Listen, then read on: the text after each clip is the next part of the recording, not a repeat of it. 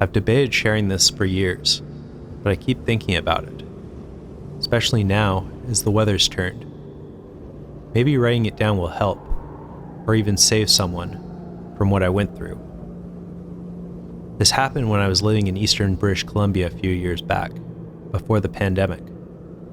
My friend Alex, who let me just say up front, was the guy when it came to hiking and mountaineering, invited me on what he called a next level trek. He'd done countless backcountry expeditions and was someone you could always count on. The idea of learning from Alex on a 2-week trip sounded incredible.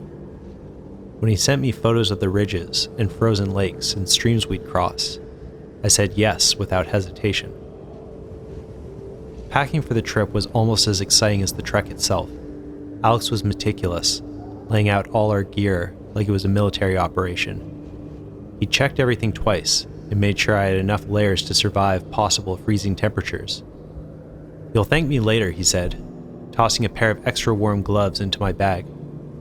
His kit had everything: a flint for starting fires, an avalanche transponder, even a massive knife, the kind you'd expect to see in a survivalist guidebook. "You never know when you might need it," he joked. The first 3 days were picture perfect, with great weather and a challenging but manageable trail. Alex was in his element, mapping routes and landmarks, teaching me to read trail signs and tell the difference between human and animal tracks. He told stories from previous treks, like the time he navigated through a thick fog for 2 days with just a compass. It felt amazing to be in nature and connecting with my friend on this new level. Then, on the 4th day, the weather turned. I'll never forget how fast it hit. 1 minute, we were hiking under a perfectly clear blue sky, and the next, we were in whiteout conditions. The wind was this constant, icy roar, and the snow came down so hard, it felt like being slapped with sandpaper. Alex stayed calm though. He got us into a sheltered spot beneath some trees, rigged up a tarp, and told me it'd blow over soon. "Storms like this pass quickly," he said, but I caught him glancing at the sky more than usual. It didn't pass. By the next day, the trail we'd been following was buried under 3 feet of snow. Every step outside the shelter was brutal, like wading through wet cement. We were officially stuck. Alex kept saying we'd wait it out, but I could tell he didn't believe it. He started muttering under his breath, "This can't be happening," or "We've been through worse." We rationed our food down to what felt like crumbs, but after several days, the hunger was constant. And it wasn't just that. I couldn't shake the cold. No matter how close I sat to the fire, it felt like the ice in my bones wasn't going anywhere. Every minute stretched, and every hour felt longer than the last. That's when Alex started acting off. At first it was little things. He got irritable over nothing, like when I suggested we try and hunt animals for food. Then I'd catch him staring into the blizzard, like he was waiting for someone. One night, I woke up to see him sitting upright, whispering to himself. When I asked what was wrong, he just shook his head and said, "We'll be fine," but he didn't sound sure anymore. As the days dragged on, Alex's behavior became harder to ignore. He'd snap at me over innocent suggestions, like melting snow for extra water, or taking turns keeping the fire going. Then his mood darkened, and he started looking at me differently, like I wasn't his friend anymore, but someone to be wary of. One evening, as we sat in the dim light of the fire, he accused me of taking more than my share of food. It caught me off guard. This was Alex, the guy who planned every detail of this trip. I laughed nervously, trying to brush it off, but his expression didn't change. His eyes were sharp. "You think this is funny?" he said, his voice low and dangerous. The accusations kept coming. By the 3rd or 4th time, it was no longer just about food. He started saying I was hiding things. Extra supplies, matches, even a secret stash of energy bars. One night he exploded out of nowhere. He grabbed my pack, yanked it open, and dumped everything onto the ground.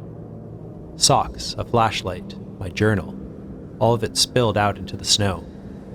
"Where is it?" he yelled, his voice echoing.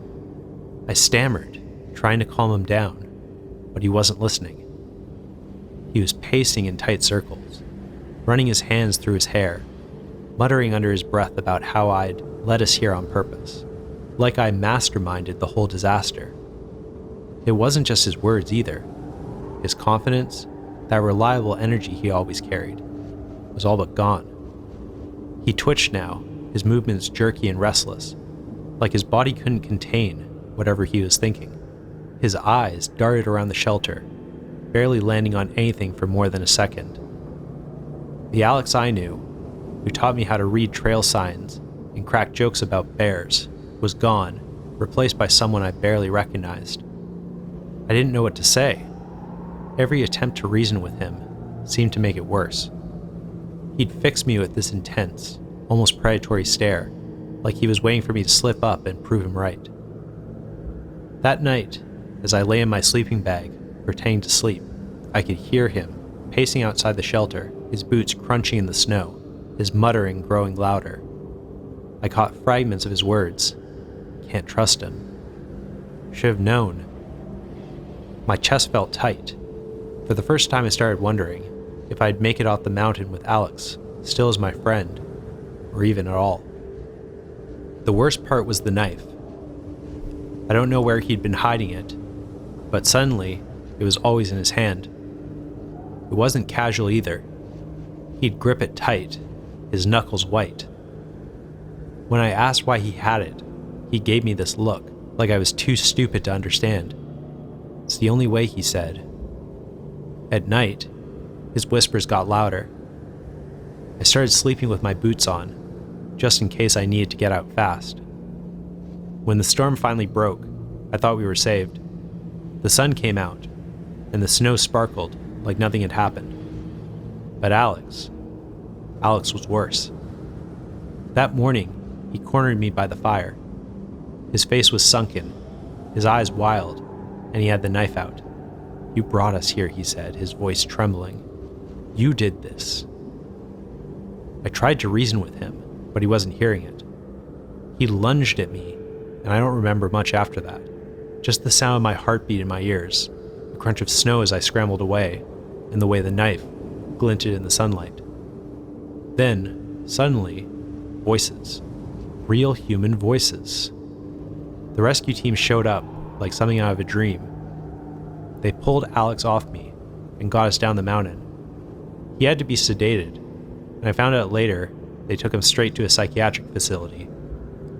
The doctor said it was starvation, hypothermia, and the stress of being stranded. It all added up. I tried visiting him once. He seemed calmer, almost like himself again. But there was something in his eyes I couldn't ignore. It was like looking at a broken mirror. You can't see the crack, but you know it's there. We don't talk anymore.